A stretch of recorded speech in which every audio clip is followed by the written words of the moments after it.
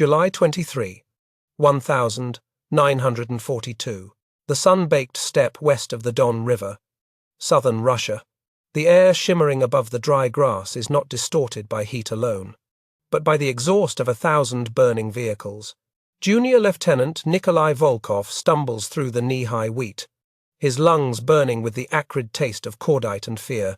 High above, the terrifying shriek of a Junkers Ju-87 Stuka dive bomber pierces the roar of the wind, a sound that freezes the blood of every man on the ground. Volkov throws himself into a shallow crater, pressing his face into the dirt as the earth erupts around him. The retreat across the southern plains has turned into a chaotic rout that defies all military logic and discipline. Thousands of soldiers from broken divisions are streaming eastward, their formations dissolved into a ragged mob of desperate men. There is no front line here, only a fluid and terrifying vacuum where the German Wehrmacht advances with mechanical precision. Volkov looks up from the dirt to see men from 3 different infantry regiments mixing with artillery crews who have long since abandoned their guns. They carry no heavy weapons, only rifles and the crushing weight of humiliation as they flee from an enemy they cannot seem to stop. German Panzer IV tanks appear on the ridgeline like steel predators hunting a defenseless herd, their long 75mm cannons tracking the fleeing mass of humanity. The Soviet soldiers have nothing to counter this armor, as their anti-tank rifles were lost miles back during the initial panicked withdrawal. Volkov watches in helpless rage as a shell lands in a cluster of wagons carrying wounded men, sending wood splinters and bodies cartwheeling into the sky. The terror is absolute because there is no command structure left to organize a defense, leaving every man to decide between a futile death or running for his life. This disaster is the result of Operation Blue, Adolf Hitler's ambitious summer offensive designed to seize the oil fields of the Caucasus and strangle the Soviet war machine. The German 6th Army under Friedrich Paulus and the 4th Panzer Army under Hermann Hoth are slicing through the Red Army defenses with terrifying speed. They are moving so fast that Soviet headquarters cannot update their maps quickly enough, issuing orders to defend villages that were captured by the Germans 2 days prior. The sheer velocity of the blitzkrieg across the open steppe has shattered the nervous system of the Soviet command, creating a fog of war where no one knows where the enemy is until the bullets start flying. The psychological impact of the fall of Rostov-on-Don just days earlier hangs over the retreating troops like a funeral shroud. Rostov was supposed to be the fortress that held the gate to the Caucasus, yet it collapsed with shocking speed, sparking accusations of cowardice and betrayal.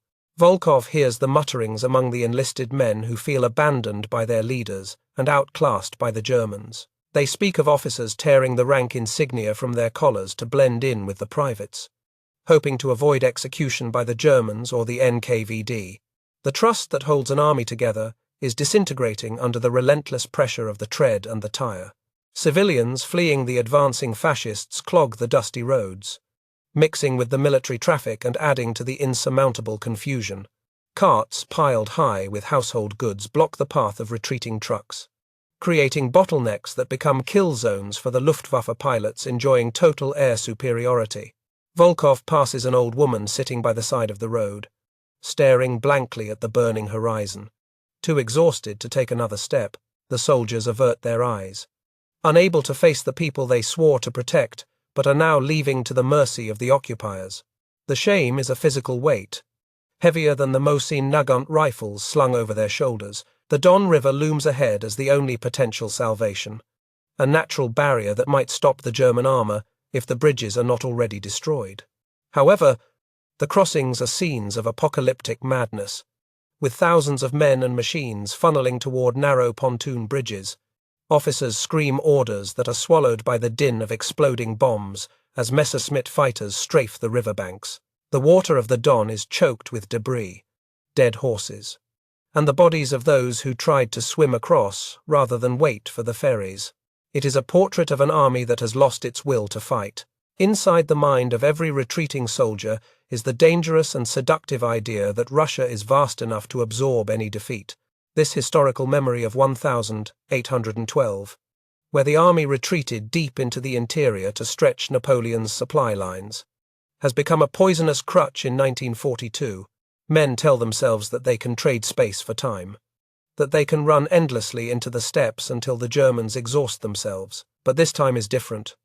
As the enemy is seizing the vital arteries of the nation, the grain, the coal, and the oil without which the Soviet Union will cease to function, Volkov finally reaches the eastern bank of the river, his uniform caked in a layer of grey dust that makes him look like a statue brought to life. He finds the remnants of his platoon, a dozen men with hollow eyes and shaking hands, huddled around a small fire that offers no comfort against the chill of defeat. There is no talk of counterattacks or glory, only the primal need for food and sleep. The political commissar attached to their unit sits silently, his usual rhetoric about the inevitable victory of socialism silenced by the undeniable reality of the catastrophe unfolding before them. The strategic situation is critical, as the connection between the Central Soviet Union and the southern resource hubs is hanging by a thread. If the Germans succeed in cutting the Volga River at Stalingrad and seizing the Baku oil fields, the Red Army will be immobilized for lack of fuel. The retreating soldiers do not know the grand strategy, but they can feel the tightening noose. They know that they are running out of land to retreat into, yet the momentum of their backward flight feels impossible to arrest. Inertia has taken over, and the army is moving east simply because it is the only direction that does not promise immediate death. Rumors spread through the encampments like a contagion, faster than any official communiqué from Moscow. Men whisper that the generals have sold them out, that Stalin has fled the Kremlin, or that the war is already lost and they are just delaying the inevitable. This breakdown in morale is more dangerous than the German tanks, for an army that believes it is defeated is already beaten before the first shot is fired. The paralysis of leadership at the front means that panic dictates the movements of entire divisions, turning tactical withdrawals into uncontrolled flights. The physical toll of the relentless retreat is staggering, with men marching 40 or 50 kilometers a day in the blistering summer heat. Boots fall apart, feet turn into bloody ruin, and dehydration strikes down those who cannot find wells or streams.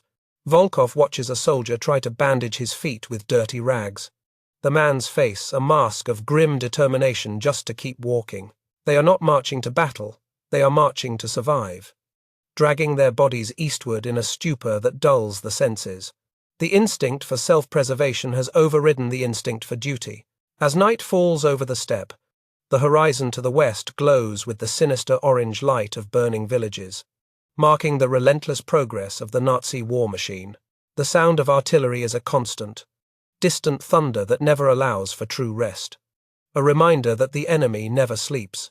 Flares arc into the sky, illuminating the landscape in ghostly oscillating light, exposing the vast columns of retreating Soviets to the prowling German reconnaissance aircraft. There is no place to hide on the steppe, no forest to offer sanctuary, only the open ground and the pitiless sky. The contrast between the two armies could not be more stark in this moment of crisis. The Germans are moving with the confidence of conquerors, their radio communications crisp, and their logistics functioning like a well-oiled clock. The Soviets are communicating by runners and signal flags, their supply lines shattered, their tanks running on empty fuel tanks. Volkov feels the bitterness of fighting a war with one hand tied behind his back, lacking the tools and the organization to face the most professional army in the world. It feels not like a war, but like a slaughter of the incompetent by the efficient. Yet, unbeknownst to the soldiers bleeding into the dust of the Don steppe, the patience of the supreme commander in Moscow has finally snapped.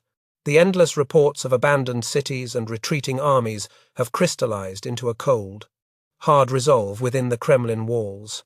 The time for strategic withdrawal is over, and the realization that the very existence of the state is at stake is about to manifest in a document of terrifying power. The retreat has reached its limit, not because the soldiers have decided to stop, but because they are about to be given no other choice. Volkov looks to the east, toward the city of Stalingrad, which sits on the banks of the Volga like a jagged scar on the landscape. He does not know yet that the city will become the tomb of the German army and the altar upon which the Soviet Union will sacrifice millions. For now, it is just another name on a map, another place to retreat toward. But the winds of the steppe are changing, carrying with them the scent of a coming storm that will alter the course of human history. The running is about to end. Deep within the fortified walls of the Moscow Kremlin, The atmosphere in late July 1942 is suffocating, heavy with the stale smoke of Herzegovina floor tobacco and the crushing weight of impending national collapse. Joseph Stalin paces across the thick carpets of his private office, his boots making no sound, a phantom haunting his own command center. The maps spread across the long oak table tell a story of unmitigated disaster, with red markers retreating relentlessly eastward, while blue arrows pierce deep into the Soviet heartland. The Supreme Commander stops to stare at the location of Rostov-on-Don, a city that was surrendered just days ago with barely a fight, an act he views not as a military failure, but as a personal betrayal. General Alexander Vasilevsky, the chief of the General Staff, stands silently by the table, waiting for the storm to break, knowing that the leader's silence is often more dangerous than his shouting. The news from the Southern Front has shattered the composure of the Soviet High Command, revealing that the panic infecting the troops has now seeped into the officer corps. Stalin understands that the Red Army is suffering from a psychological disease, a fatal assumption that there is always more land to retreat into and that the vastness of Russia will save them. He knows that he must excise this thought with the precision of a surgeon and the brutality of a butcher. The document that begins to take shape on the night of July 28 is unlike any other military order in the history of modern warfare. Stalin dictates the text himself, bypassing the dry, bureaucratic language usually employed by the General Staff in favor of a raw, emotional appeal that borders on desperation. He speaks not just as a commander-in-chief, but as a man watching his house burn down, stripping away the propaganda that has shielded the Soviet people from the truth. There is no mention of glorious socialism or inevitability here. There is only the cold, hard arithmetic of survival and the terrifying reality of extinction. The core argument of Order No. 227 destroys the comforting myth that the Soviet Union is an endless reservoir of resources that can afford to trade space for time. Stalin dictates the grim statistics that will shock the rank and file the loss of 70 million people to the occupied territories, the loss of the breadbasket of Ukraine, and the loss of the industrial coal of the Donbass. He explicitly states that they have no more grain, no more metal, and no more people to spare, forcing the army to look into the abyss. By admitting that the state is on the brink of material collapse, he removes the safety net that allowed soldiers to justify their retreat. The language used in the order turns the retreating soldier from a victim of circumstance into a criminal against the state, labeling those who flee as panic mongers and traitors.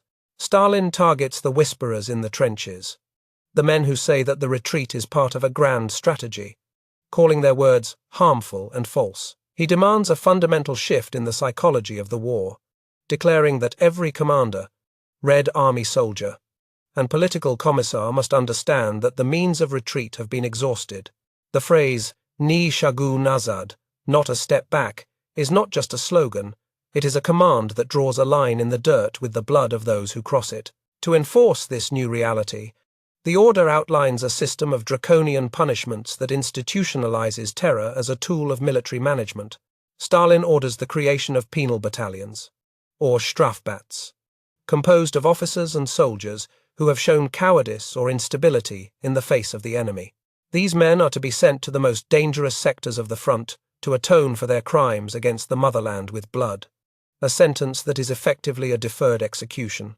It is a medieval concept modernized for total war, transforming disgraced soldiers into expendable ammunition to be spent clearing minefields or storming fortified positions. Even more controversial is the directive to form blocking detachments within each army, units positioned directly behind the unstable divisions with orders to shoot their own troops if they panic. Stalin looks to the past for this inspiration, referencing the success of similar units during the Civil War.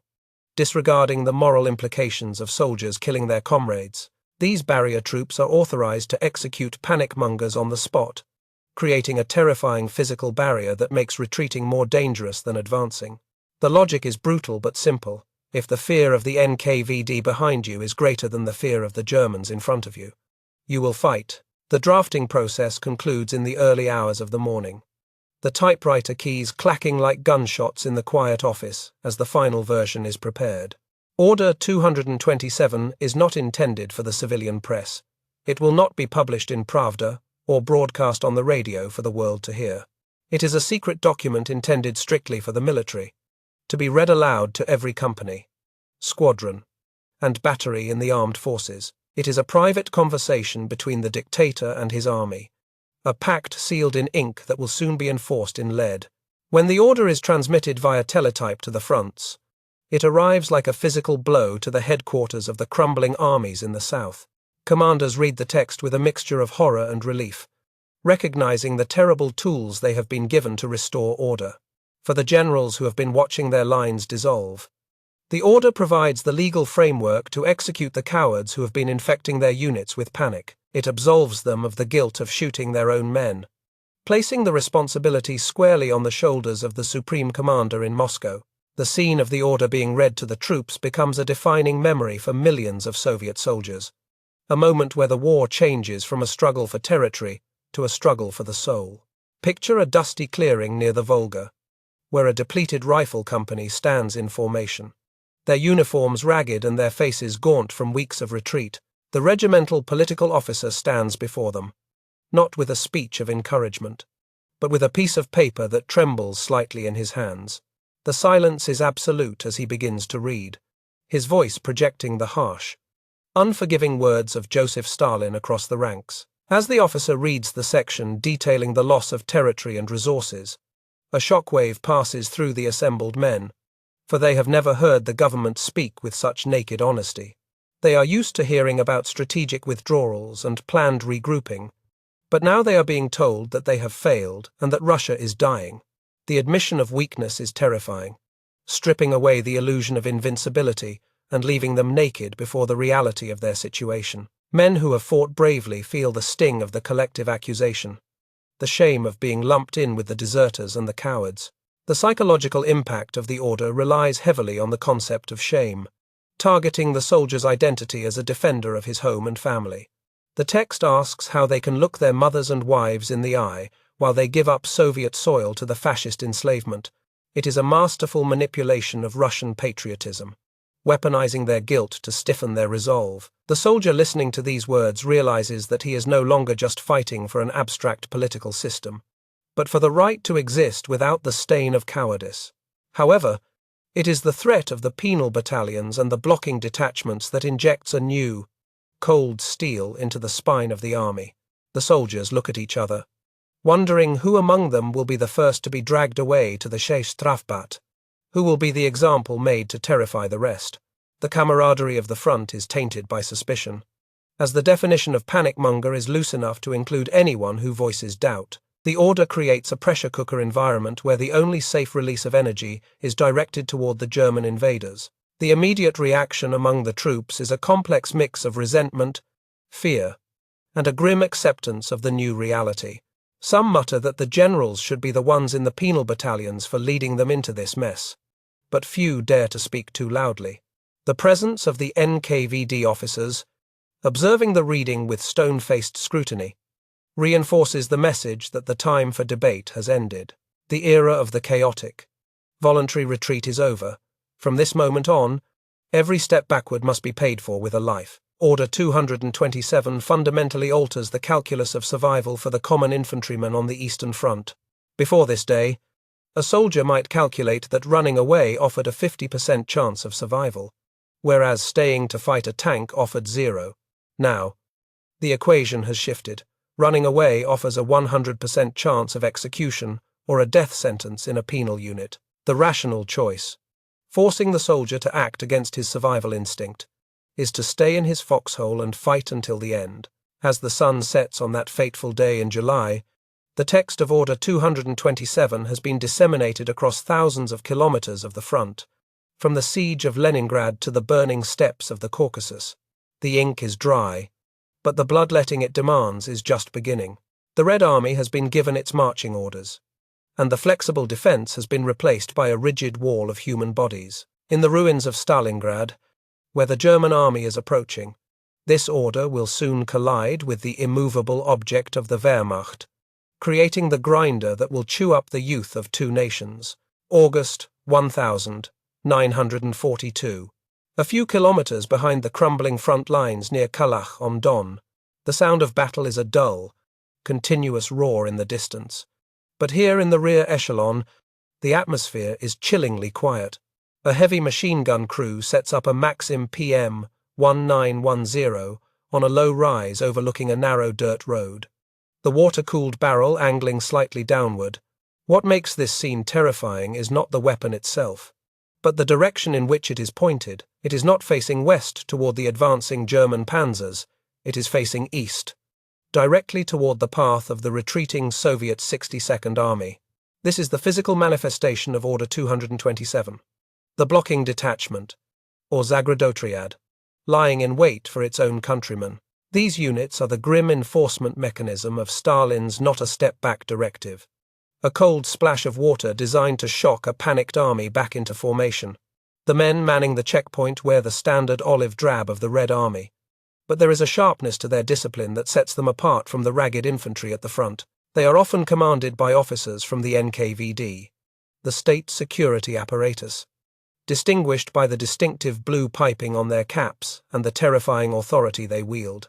They check their weapons with the professional detachment of executioners, knowing that their enemy today will not speak German, but Russian. The concept of the blocking detachment is often misunderstood by history, distorted by cinema into a simplified image of machine guns mowing down waves of retreating soldiers. The reality is more complex, more bureaucratic, and in many ways, more sinister than the Hollywood myth. These units act as a filtration system for the chaos of the retreat, a human net cast across the rear areas to catch deserters, stragglers, and spies. Their primary weapon is not always the bullet, but the terrifying power of arrest and the psychological dominance they exert over broken men who have lost their will to fight. When a disorganized group of retreating soldiers stumbles upon a Zagradotriad position, the encounter is fraught with a tension that is thicker than the dust in the air. The barrier troops shout for the retreating men to halt, weapons raised and fingers resting heavily on triggers. The retreating soldiers, exhausted and often unarmed after discarding their rifles to run faster, find themselves trapped between the hammer of the Wehrmacht and the anvil of the NKVD. It is a moment of paralyzing realization that the safety they sought in the rear does not exist, and that the state views their survival instinct as a capital crime. The commanders of the blocking detachments operate under immense pressure to restore order by any means necessary. Authorized to use summary execution to stop a rout, they scan the faces of the retreating mob, looking for the panic-mongers and the instigators who shouted for the retreat to begin. These individuals are pulled from the group, separated from their comrades, and subjected to a lightning-fast field tribunal that often lasts no more than a few minutes. The judgment is binary: an absolute return to the front immediately, or face the supreme penalty for treason against the motherland. Witness the scene as an NKVD captain interrogates a shivering junior sergeant who abandoned his position when the German tanks broke through. The captain, his uniform clean and his boots polished, stands in stark contrast to the filth-covered soldier who can barely meet his eyes. There is no sympathy in this exchange, only a cold assessment of utility and discipline. The captain demands to know why the sergeant left his trench, why he still breathes while his position is in enemy hands. The soldier stammers about lack of ammunition and being outflanked, but these excuses wither under the glare of the blue-capped officer. For the instigators, the cowards who infect the unit with fear, there is no second chance given at these checkpoints. To re-establish the hierarchy of fear, the blocking detachment must make a graphic example that overrides the terror of the German assault. The sergeant is dragged to the side of the road, forced to his knees in the dry grass, and shot in the back of the head with a Tokarev TT-33 pistol. The crack of the gunshot echoes across the steppe, a singular punctuation mark that silences the murmuring crowd of detainees. The body is left where it falls, a grim signpost for the next group of stragglers. However, the mass slaughter of retreating troops is inefficient and counterproductive to the war effort. As the Red Army desperately needs manpower, the majority of soldiers detained by the blocking detachments are not executed, but are instead reorganized into new units or penal companies. They are rounded up, given new orders, and marched back to the front at gunpoint, effectively recycled into the meat grinder. The Zagradotriad functions as a harsh shepherd dog, nipping at the heels of the flock to force it back toward the wolf. It is a brutal form of resource management where human lives are the currency. The resentment felt by the regular line infantry toward the blocking detachments is a poisonous undercurrent that runs through the entire southern front. The frontline soldiers, who live in freezing mud and die under artillery fire, view the barrier troops as rear rats who grow fat while avoiding combat. They despise the men who stand safely behind the lines with full stomachs and full ammunition pouches, waiting to kill their own brothers. This hatred is visceral, creating a deep fracture within the army between those who fight the Germans and those who force them to fight. Yet, there is a twisted logic to the existence of these units that even some front-line commanders begrudgingly accept. In the chaos of 1942, entire divisions were dissolving upon contact with the enemy, leaving gaping holes in the line that threatened to destroy the entire front. Without the harsh backstop provided by the Zagrodotriads, the panic could spread like a contagion, turning a tactical withdrawal into a strategic collapse. The barrier troops provide a terrifying stability, a hard wall that forces the fluid mass of the army to solidify and hold its ground. The equipment of the blocking detachments reflects their grim purpose.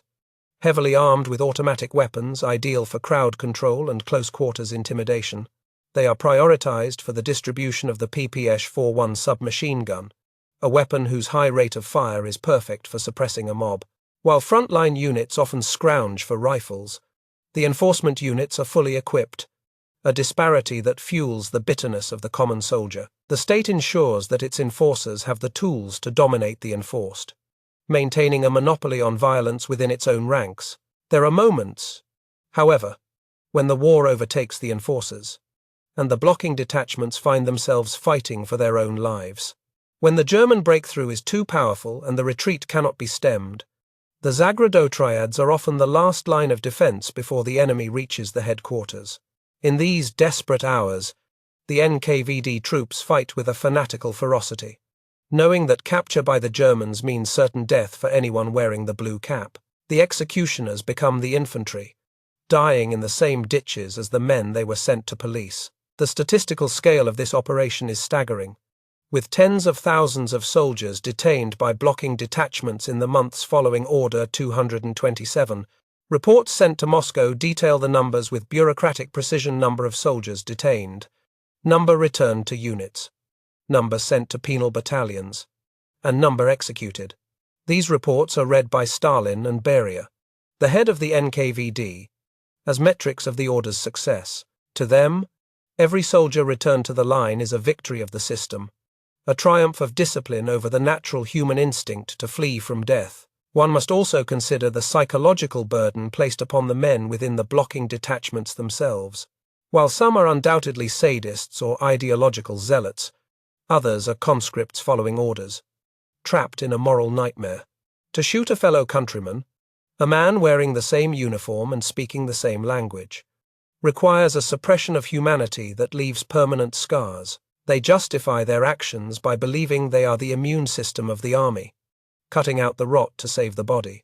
But the nightmares of the faces they looked into before pulling the trigger never truly fade. The effectiveness of the barrier troops is a subject of intense debate, but their impact on the stability of the Stalingrad front is undeniable.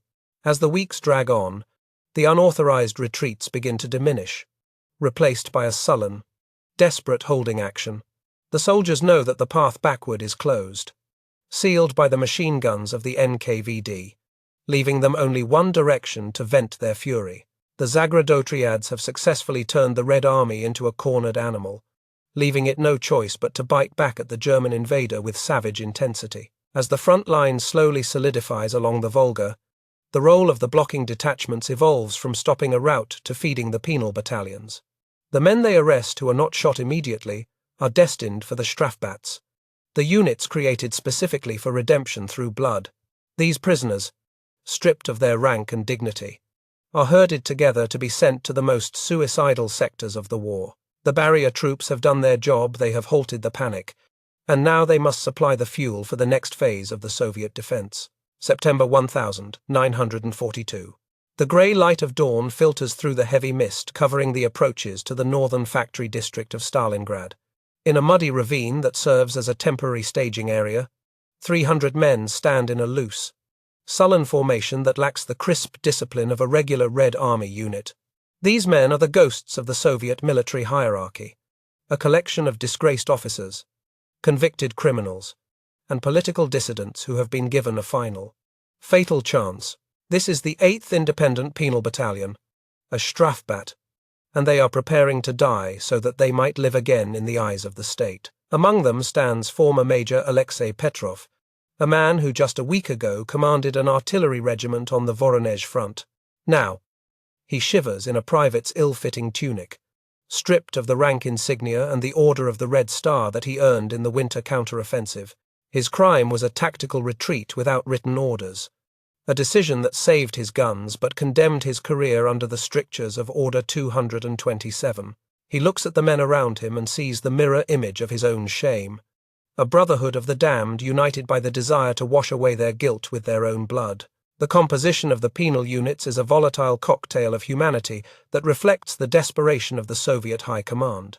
While the Strafbats are reserved for disgraced officers like Petrov, the Strafrati, or penal companies, are filled with common soldiers, deserters, and inmates released from the Gulag labor camps.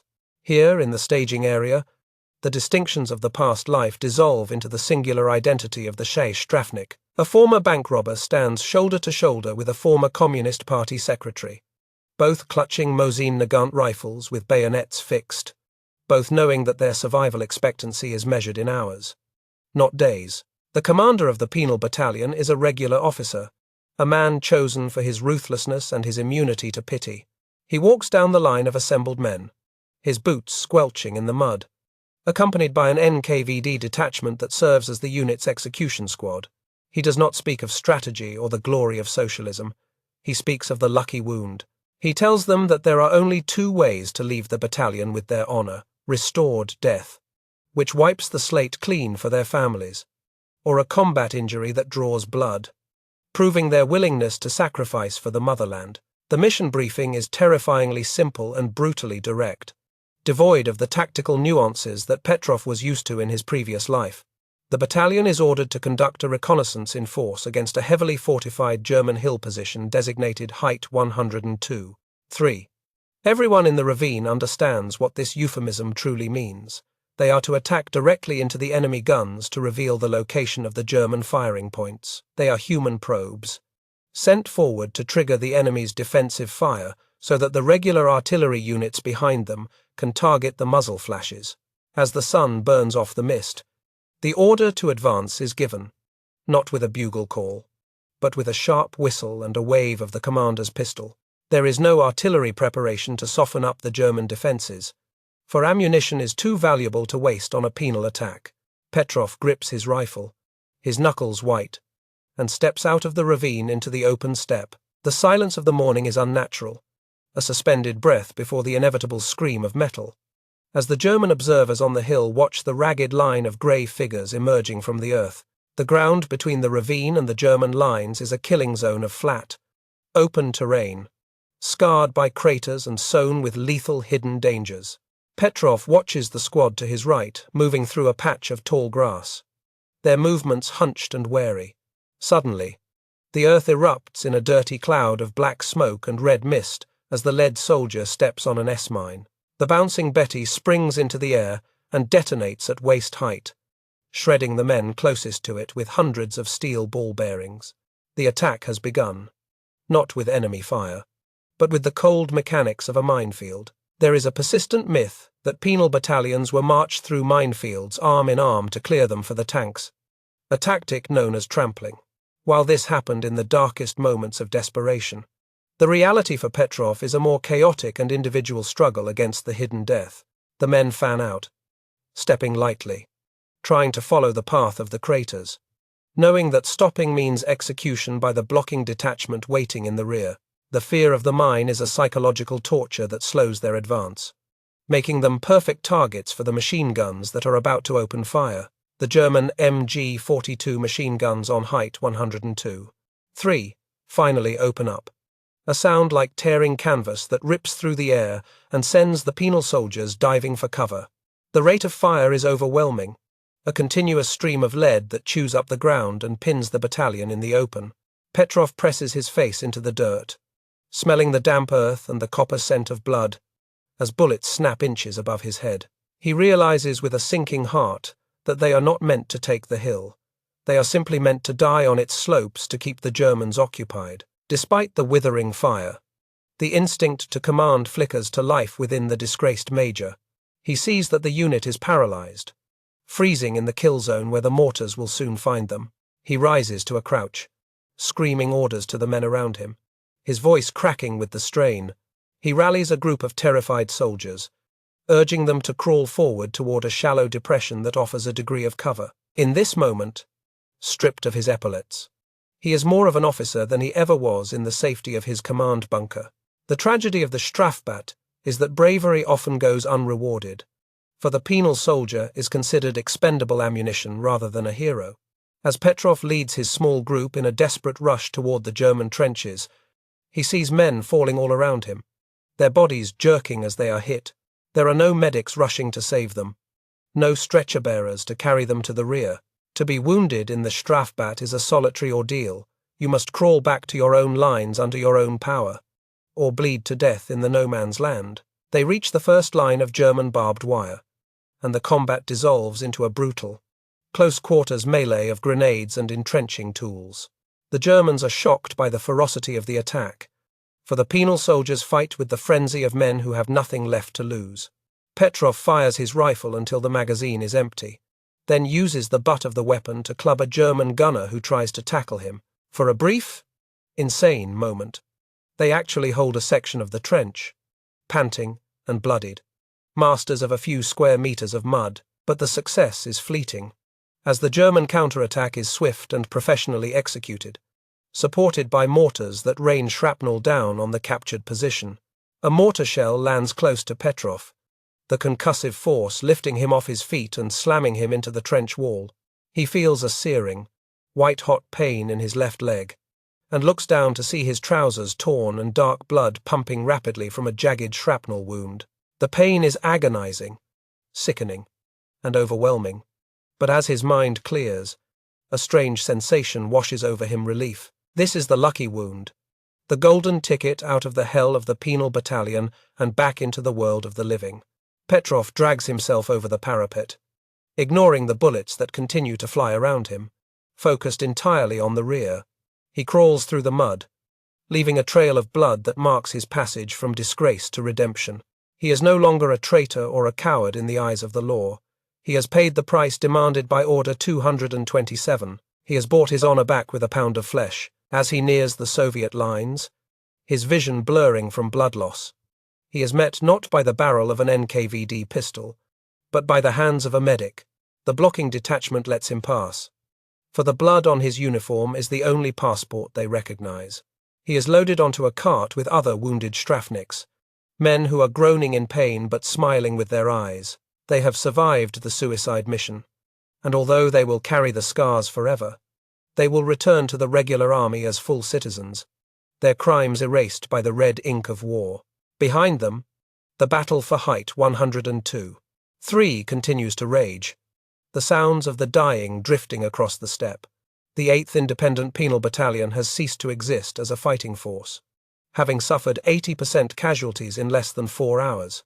But they have achieved their grim purpose. The German firing positions have been exposed, and the regular guards divisions are now moving up to finish the job. The Strafbat has paved the road to victory with their bodies, a sacrificial offering on the altar of total war. In the grand strategic maps of the Kremlin, the penal battalions are microscopic details, barely worth a footnote in the history books. But for the men who served in them, the Strafbat was the ultimate test of the human spirit. It was a place where the Soviet Union ground its own people into dust to slow the German advance. A brutal equation where a man's life was weighed against a few meters of scorched earth. As Petrov loses consciousness on the medical cart, the sun sets over Stalingrad, casting long shadows over a landscape that is about to become the deadliest place on earth. October 14, 1942. The ruins of the Stalingrad tractor factory. The world has been reduced to a claustrophobic nightmare of twisted steel, pulverized concrete, and the stench of unburied bodies rotting in the autumn cold. Sergeant Mikhail Kosov crouches behind a pile of rubble that used to be a workshop wall. His uniform coated in a mixture of brick dust and dried blood. The sky above is choked with black smoke from burning oil tanks, turning noon into a permanent twilight that obscures the sun. Here, in the shattered heart of the city, Order 227 has transcended its status as a piece of paper to become a physical reality defined by geography and desperation. General Vasily Chuikov, the commander of the 62nd Army, has internalized Stalin's command and distilled it into a simple, brutal motto: "There is no land for us beyond the Volga." This is not merely a slogan to boost morale, it is a tactical fact. The Volga River, over a kilometre wide and churning with ice flows and German artillery splashes, lies directly behind the Soviet defenders. It acts as the ultimate blocking detachment, a watery wall that makes retreat logistically impossible for the thousands of men trapped in the city.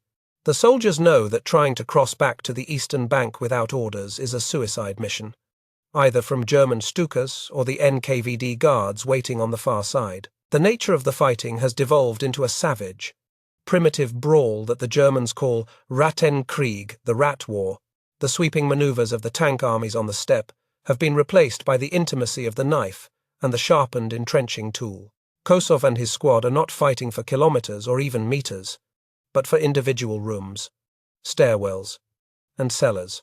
The front line is no longer a line on a map, it is a jagged, three-dimensional boundary that runs through the middle of living rooms and factory floors. It is possible for the Germans to hold the third floor of a building while the Soviets hold the second, and the Germans hold the first, creating a deadly layer cake of combat. To negate the overwhelming German advantage in air power and artillery, Chuikov orders his troops to hug the enemy. This tactic requires Soviet units to position themselves within 50 meters of the German positions, often closer, so that the Luftwaffe cannot bomb them without hitting their own troops. This proximity creates a terrifying psychological pressure cooker where the soldiers can hear the enemy talking, eating, and breathing.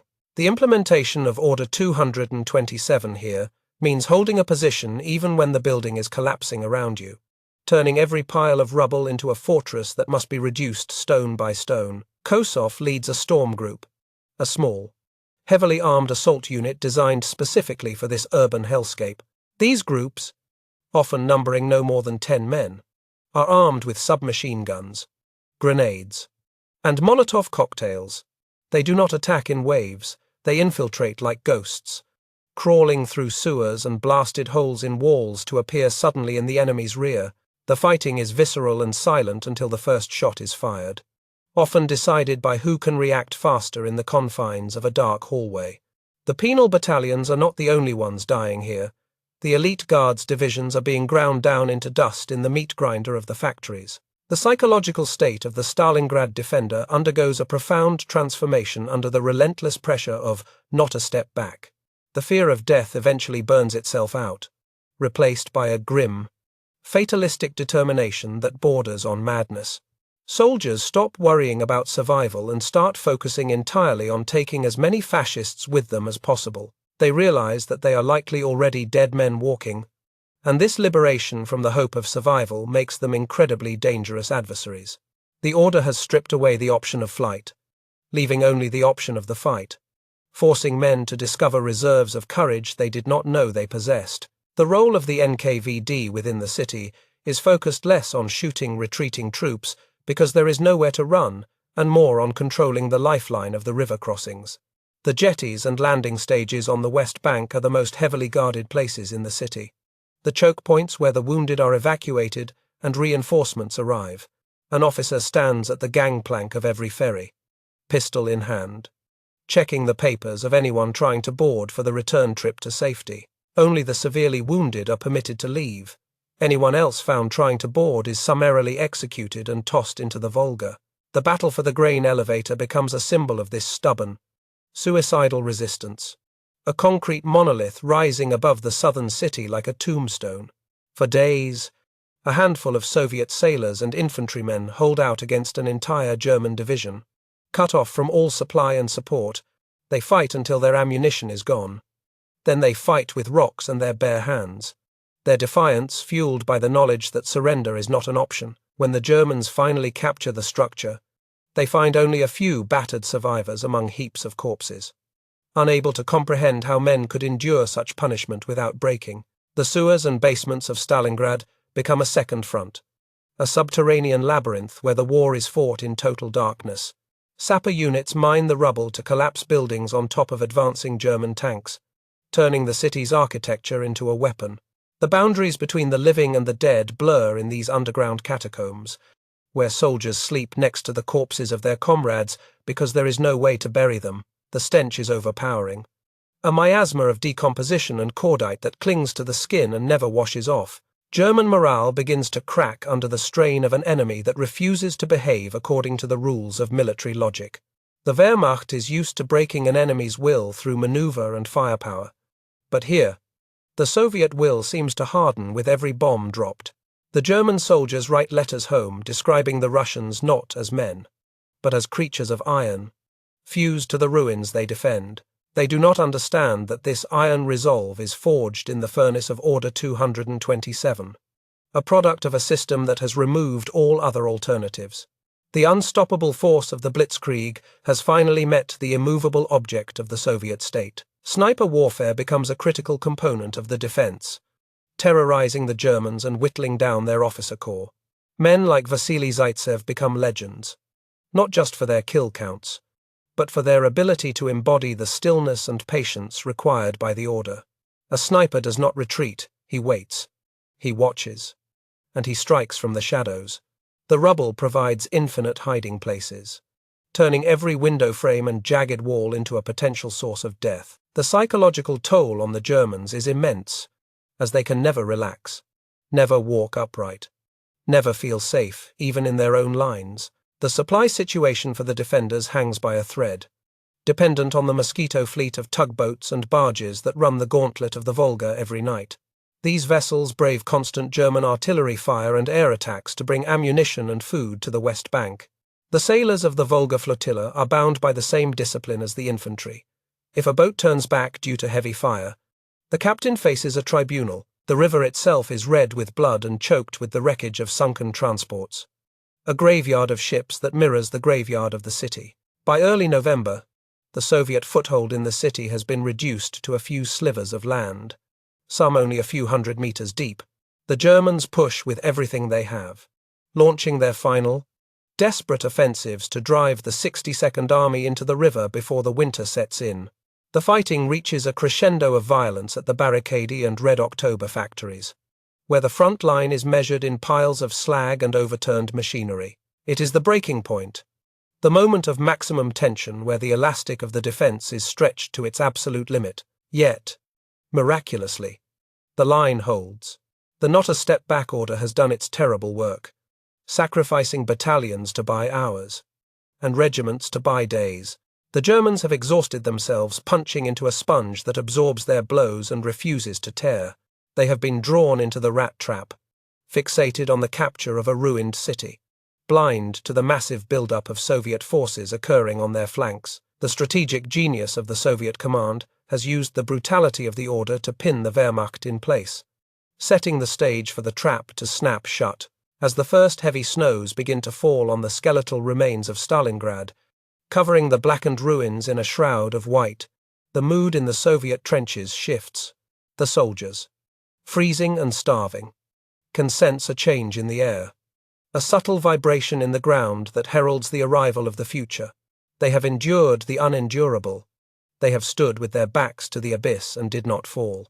The order that threatened to kill them has, in a twisted irony, saved the nation. The time for retreating is over. The time for the harvest has arrived. November 19, 1942. The steppes to the northwest of Stalingrad are shrouded in a thick, freezing fog that clings to the ground like a wet blanket. Obscuring the horizon, visibility is reduced to a few meters, hiding the immense accumulation of violence that has been secretly gathering in the ravines and gullies for weeks. The temperature has plummeted, and the ground, once soft mud, has frozen into a hard surface capable of supporting the weight of heavy armor. At 07:20 the morning, The silence of the winter dawn is shattered not by a single shot, but by the roar of 3,500 artillery pieces and mortars opening fire simultaneously. The god of war has cleared his throat, signaling the end of the retreat and the beginning of the reckoning. This moment marks the culmination of a profound psychological shift that has taken place within the Red Army over the last 3 agonizing months. The draconian measures of Order 227 have evolved from an external threat into an internal discipline, hardening the survivors into a new breed of soldier. The men who have lived through the selection process of the blocking detachments and the urban meat grinder are no longer motivated solely by the fear of the NKVD. A cold, calculating fury has taken root in their hearts, a desire for vengeance that outweighs the instinct for self-preservation. The panic that once dissolved entire divisions has been cauterized by the fire of Stalingrad, replaced by a grim professional competence. The target of this massive artillery barrage is not the battle-hardened German 6th Army in the city, but the flanks of the Axis line, held by the Romanian 3rd and 4th Armies. These troops are ill-equipped, demoralized, and lacking the heavy anti-tank weapons necessary to stop a modern armored assault. The Soviet command, led by Generals Zhukov and Vasilevsky, has identified this weakness with surgical precision, planning a double envelopment that relies on the classic principle of hitting the enemy where he is weakest. Operation Uranus is the strategic manifestation of the resolve forged by Order 227, transforming the defensive stand into an offensive hammer blow. The scale of the Soviet buildup is a masterpiece of maskirovka, or military deception, achieved through the strictest enforcement of secrecy and discipline.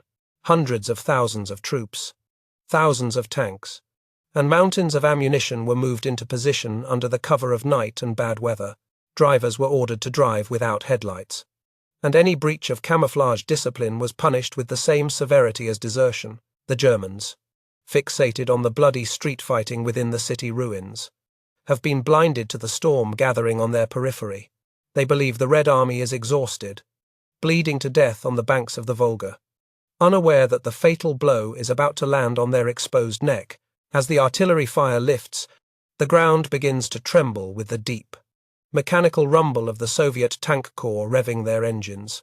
T-34 and KV-1 tanks emerge from the fog like iron beasts, their treads churning the snow, carrying tank riders huddled on their rear decks.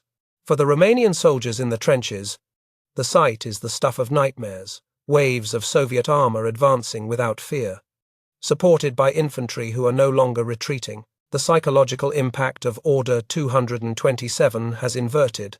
Now it is the Axis forces who are overwhelmed by panic, their lines crumbling as the Soviet tanks crush their positions and overrun their artillery batteries. The breakthrough is swift and catastrophic for the Axis forces, as the Soviet spearheads tear open gaps in the line tens of kilometers wide. The Romanian units, lacking the not-a-step-back doctrine and the terrifying enforcement mechanisms of their allies, disintegrate under the pressure. Thousands surrender or flee into the frozen steppe, creating the very chaos that Stalin's order was designed to prevent in his own ranks. The Soviet tank commanders do not stop to secure prisoners. They drive deep into the enemy rear, cutting communication lines and destroying supply depots. Their objective is not just to defeat the enemy, but to encircle him, to create a cauldron from which there is no escape. Meanwhile, inside the ruins of Stalingrad, the defenders of the 62nd Army hear the distant thunder of the offensive and realize that their sacrifice has not been in vain.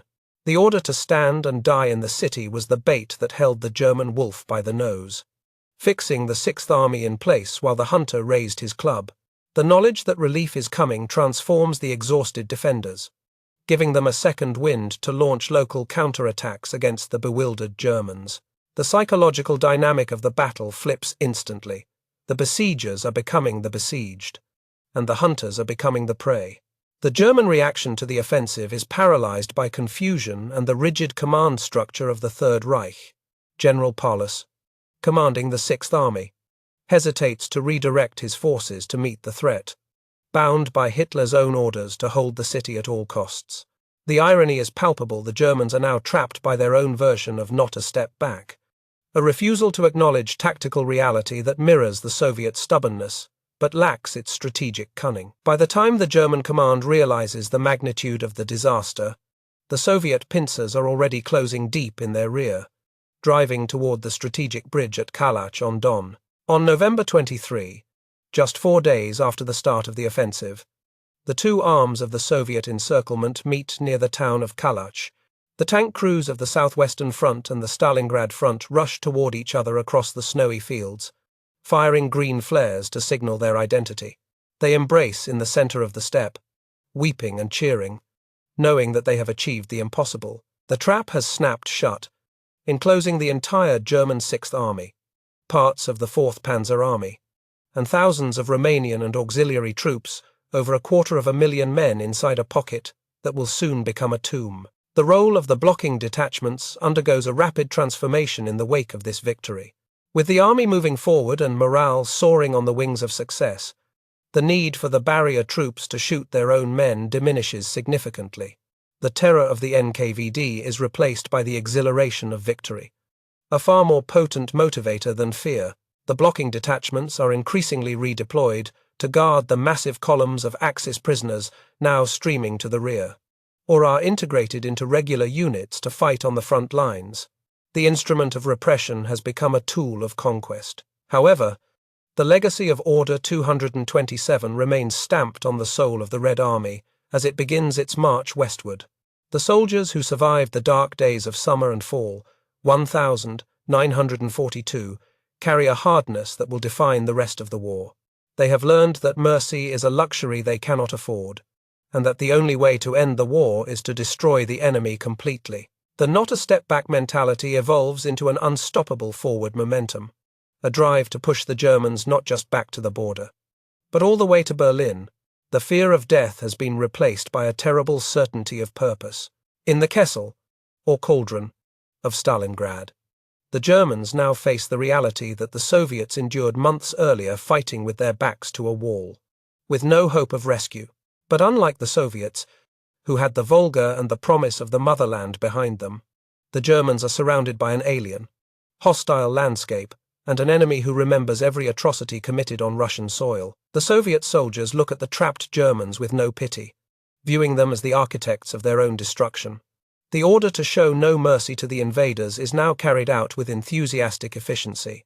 The success of Operation Uranus validates the brutality of Stalin's measures in the eyes of the Soviet leadership and, to some extent, the soldiers themselves. They look back at the chaos of July and realize that without the iron discipline imposed by the state, the army would have disintegrated, and the war would have been lost. It is a grim acceptance that the price of victory was paid in the blood of their own comrades, a necessary sacrifice on the altar of national survival. The narrative is set the harsh father saved the family by beating them into obedience. As the ring tightens around the doomed 6th Army, the Soviet propaganda machine begins to turn the story of Order 227 into a legend of heroic resistance. The penal battalions and the blocking detachments are airbrushed out of the official picture, replaced by images of patriotic volunteers and unwavering guardsmen. But the men on the ground know the truth. They know that the turning of the tide was built on a foundation of terror, courage, and the cold, hard logic that gave them no choice but to win. The winter wind howls across the steppe, burying the bodies of the dead, both Russian and German, under deep drifts of snow. The Battle of Stalingrad is not yet over. The slow, agonizing strangulation of the German army will take 2 more months of bitter fighting. But the strategic turning point of World War II has passed. The myth of German invincibility has been shattered, not just by the tanks and guns of the Red Army, but by the terrible will of a nation that decided it would rather die than retreat one step further. October 29, 1944. The strategic landscape of the Eastern Front has undergone a complete inversion since the dark days of the Don Steppe retreat. The Red Army is no longer a chaotic mob fleeing eastward, but a colossal steamroller crushing its way into the heart of Central Europe. Soviet tanks are grinding through the mud of Poland and the forests of Hungary, their sights set firmly on Berlin. It is in this atmosphere of impending victory that Joseph Stalin quietly issues a directive that fundamentally alters the internal discipline of his forces.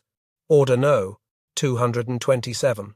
The desperate command that turned the tide at Stalingrad, is officially suspended. The suspension of the order is an admission that the specific psychological malady it was designed to cure, panic and defeatism, has been eradicated by the serum of victory.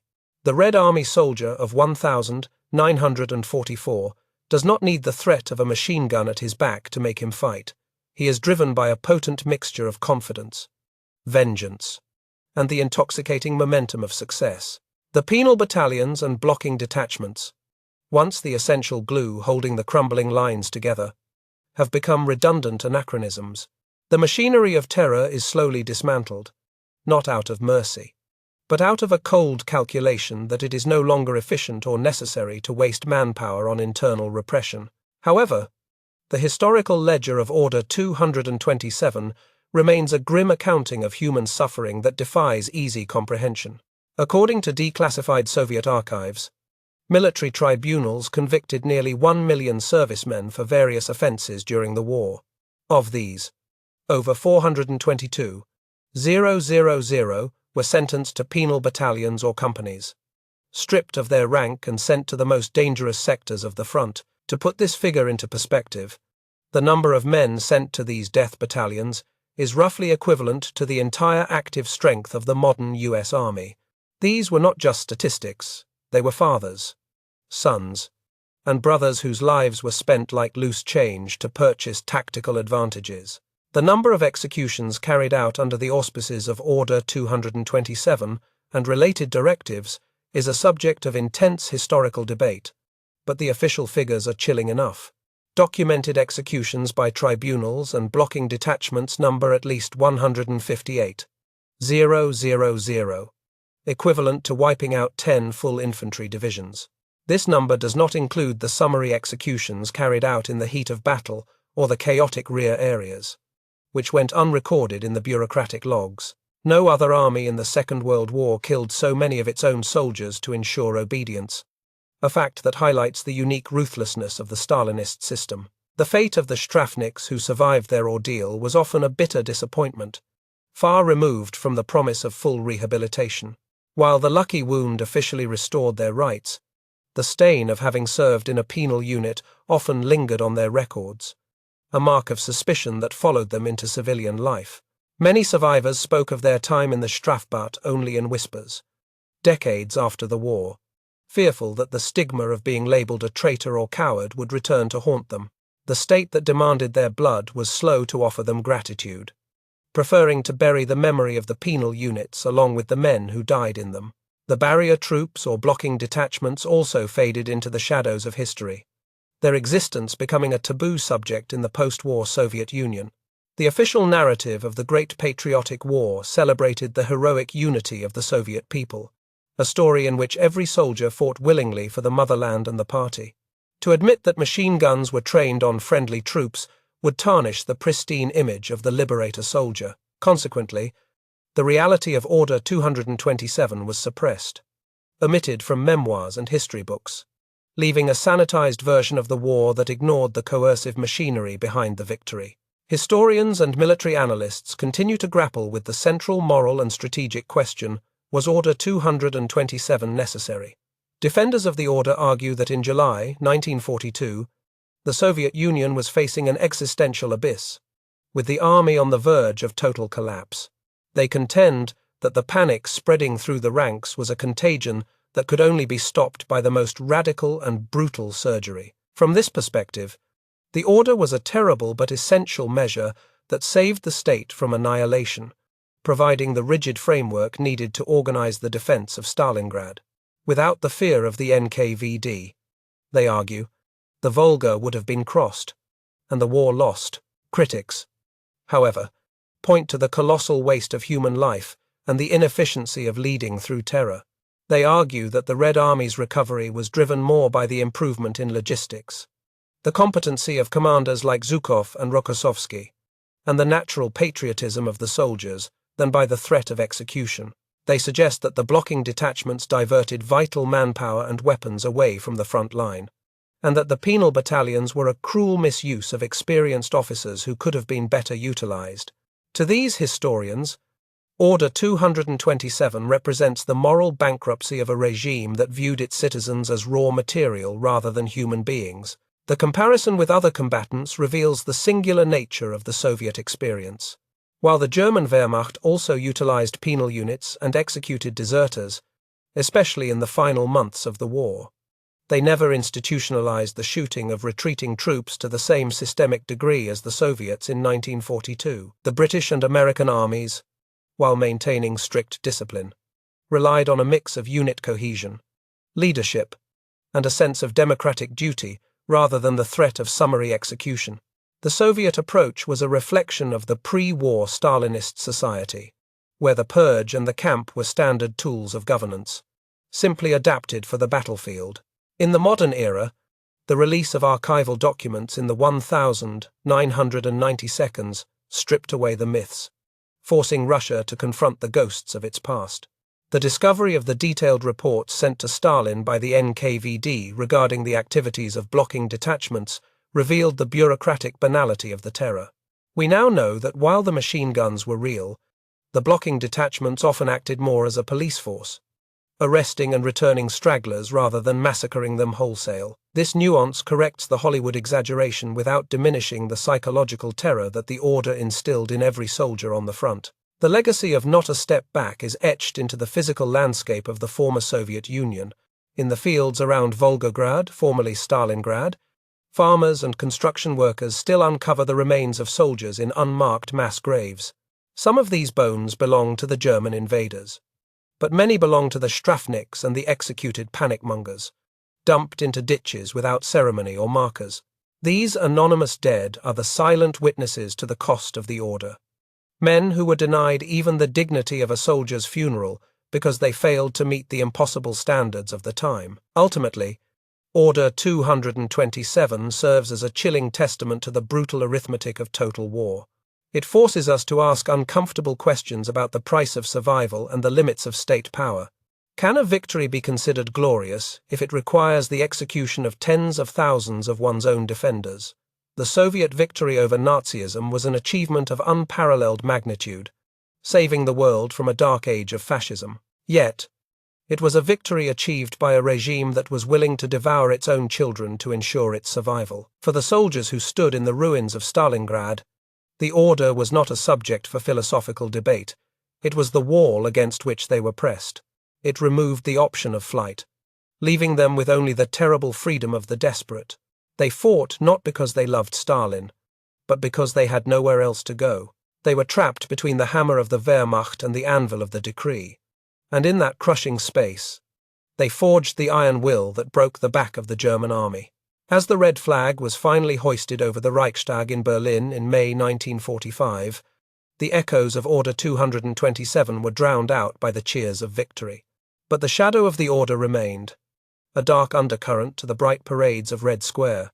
It reminds us that the road to Berlin began not with a triumphant march, but with a terrifying command that turned a retreat into a stand. It was a document written in ink, but enforced in blood, proving that in the crucible of the Eastern Front, the only thing cheaper than a bullet was a human life. The story of Order 227 is the story of the Soviet Union in microcosm: tragic, heroic, brutal, and victorious. It is a reminder that history is often made by men who have been stripped of all choices but one. As the dust settles on the memory of the Great Patriotic War, the words, "not a step back," remain as a stark memorial to the terrible resolve that saved a nation while nearly destroying its soul. The verdict of history is not a simple judgment of right or wrong, but a silent awe at the unimaginable cost paid for the world we live in today.